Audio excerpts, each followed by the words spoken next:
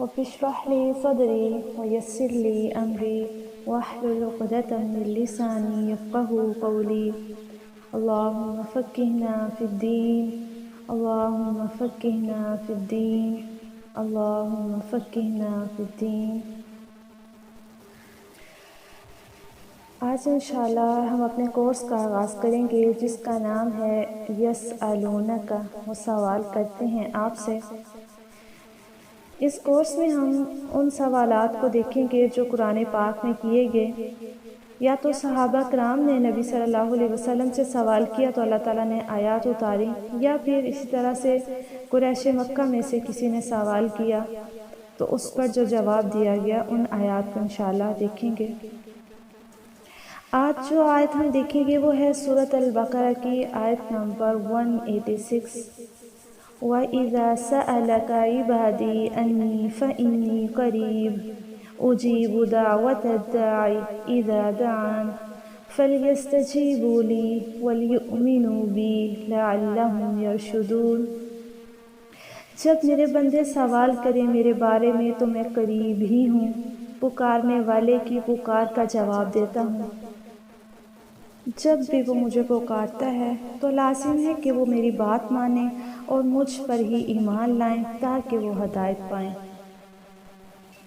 اس آیت میں اگر ہم دیکھیں تو ہمیں نظر آتا ہے اللہ تعالیٰ کا اپنے بندوں کے ساتھ پیار، ان پر رحمت اور اللہ تعالیٰ کا قریب ہونا، اپنے بندوں کی دعاؤں کو، پکار کو سننا اور اس کا جواب دینا۔ اور اس میں ایک بہت پیاری بات جو علماء کہتے ہیں کہ جب اللہ تعالیٰ نے کہا نبی صلی اللہ علیہ وسلم سے کہ جب آپ سے میرے بندے میرے بارے میں سوال کریں، آگے اللہ تعالیٰ نے انتظار نہیں کیا کہ آپ کہہ دیں، بلکہ اللہ تعالیٰ نے خود ہی کہہ دیا تو میں قریب ہی ہوں۔ تو اس میں جو ہے ہم اندازہ لگا سکتے ہیں کہ ہمارا رب ہمارے قریب ہے، ہماری دعاؤں کو سنتا ہے، جو ہمارے حق میں بہتر ہوتا ہے ہمیں عطا کرتا ہے۔ تفسیر دیکھیں گے اس آیت کی۔ دعا کے لغوی معنی میں ہے سوال کرنا، مدد طلب کرنا، عبادت کرنا۔ فتح الباری میں حافظ ابن حجر لکھتے ہیں اللہ کے سامنے انتہائی عاجزی بے بسی کا اظہار دعا ہے۔ علامہ عبدالرحمن مبارک پوری لکھتے ہیں بطور عاجزی اور بے بسی کے ادنا کا بول کر اعلیٰ سے مدد طلب کرنا۔ ابن کثیر میں آتا ہے کہ صحابہ کرام نے سوال کیا تھا تو اس پر یہ آیت جو ہے وہ نازل ہوئی۔ عطا فرماتے ہیں جب صحابہ کرام نے یہ پوچھا کہ ہم دعا کس وقت کریں تو یہ آیت جو ہے وہ اتری۔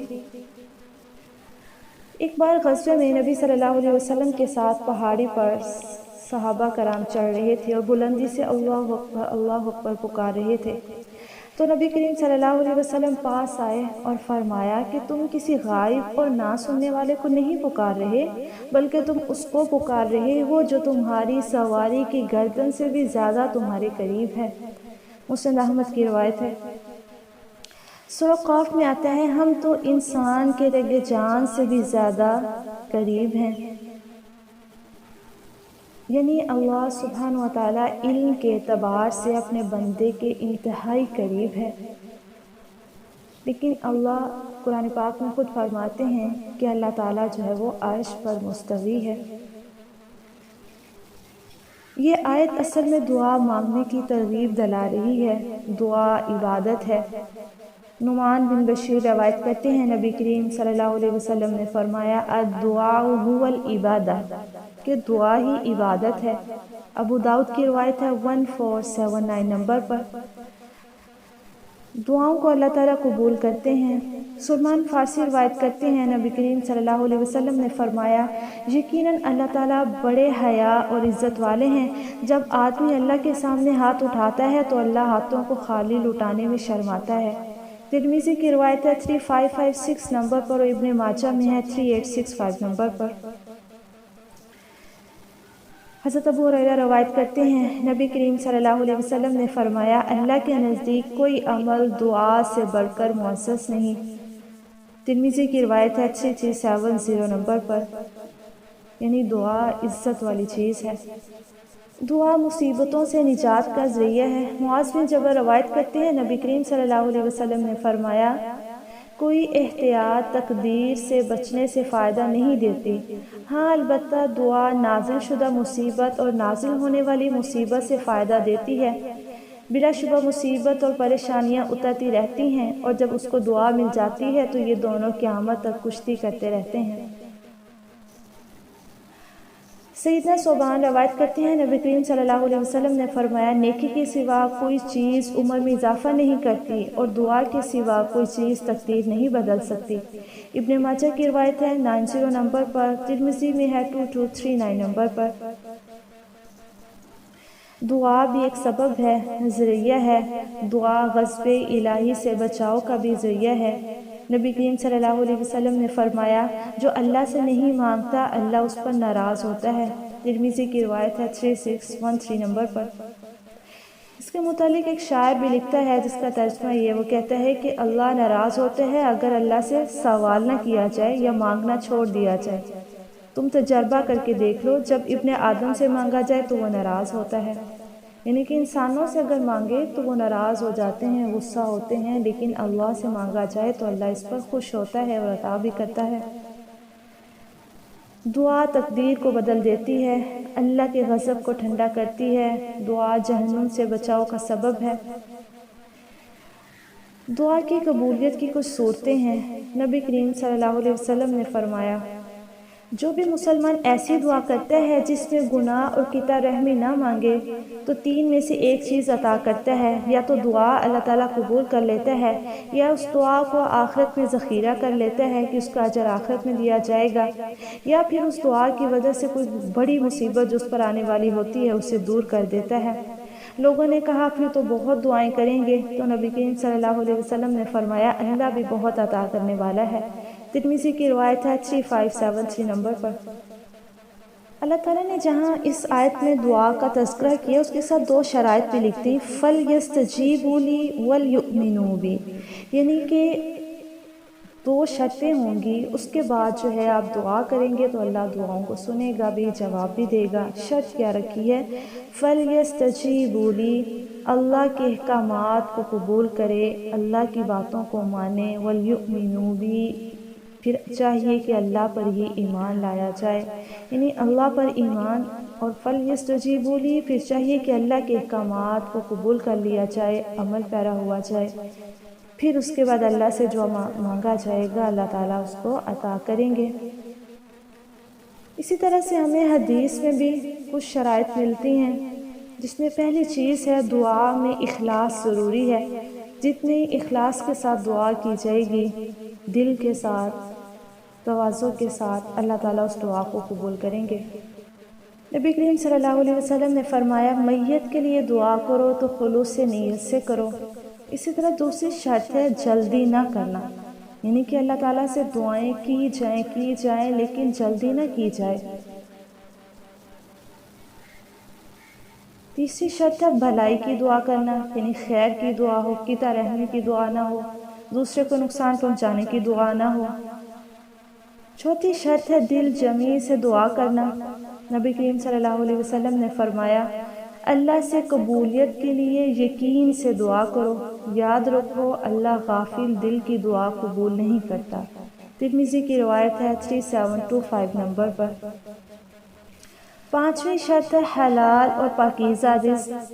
ایک حدیث میں آتا ہے، طویل حدیث ہے، جس میں ہم دیکھتے ہیں کہ ایک شخص جو ہے وہ نبی صلی اللہ علیہ وسلم کے پاس نبی صلی اللہ علیہ وسلم بیان کرتے ہیں کہ ایک شخص ہے جو سفر کرتا ہے، طویل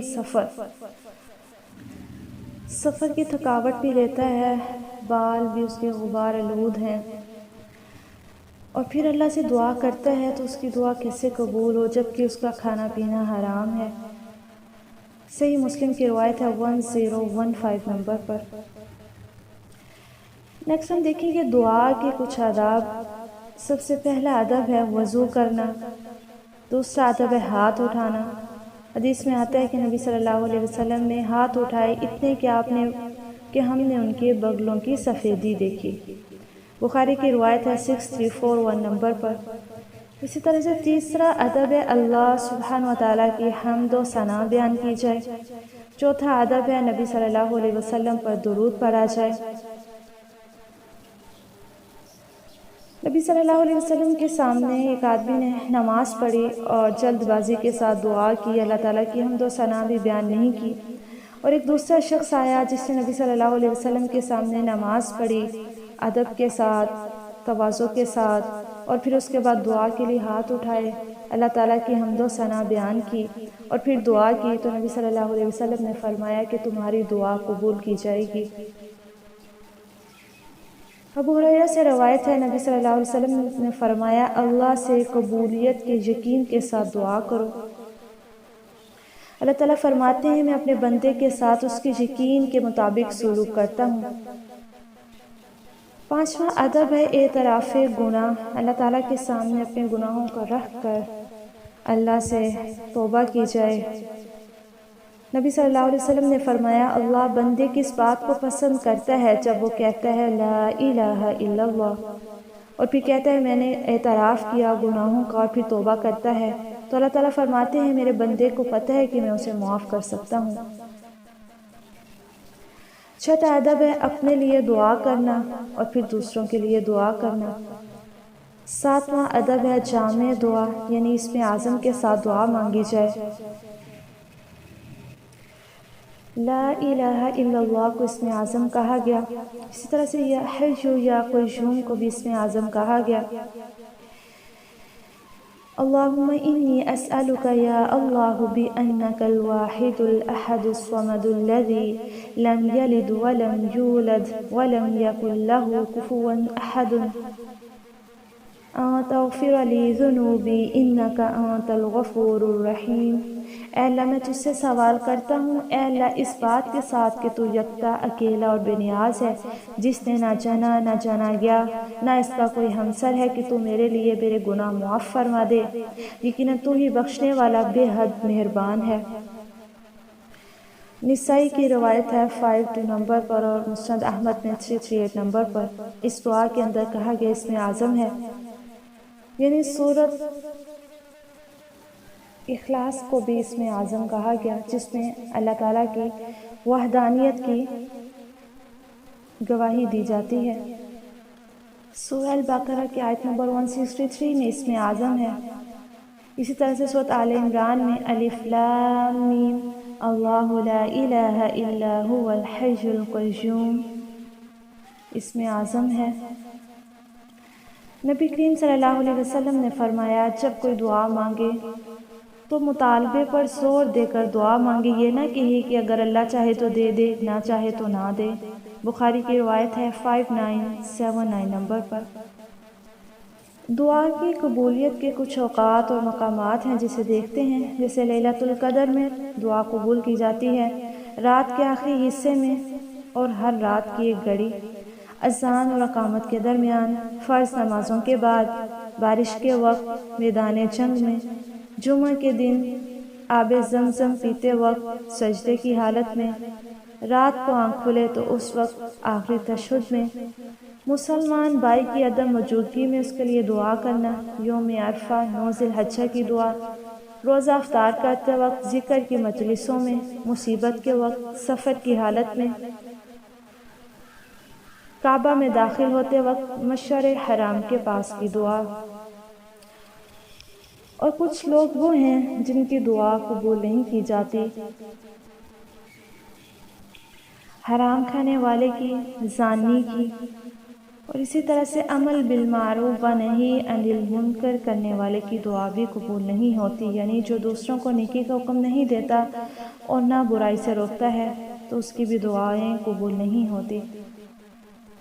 اور کچھ لوگ وہ ہیں جن کی دعائیں اللہ تعالیٰ قبول کرتا ہے، جیسے مظلوم کی دعا، باپ کی اپنے بچے کے لیے دعا، مسافر کی دعا، روزہ دار کی دعا، نیک اولاد کی اپنے والدین کے لیے دعا، توبہ کرنے والے کی دعا، حج اور عمرہ کرنے والے کی دعا اور بیمار کی دعا۔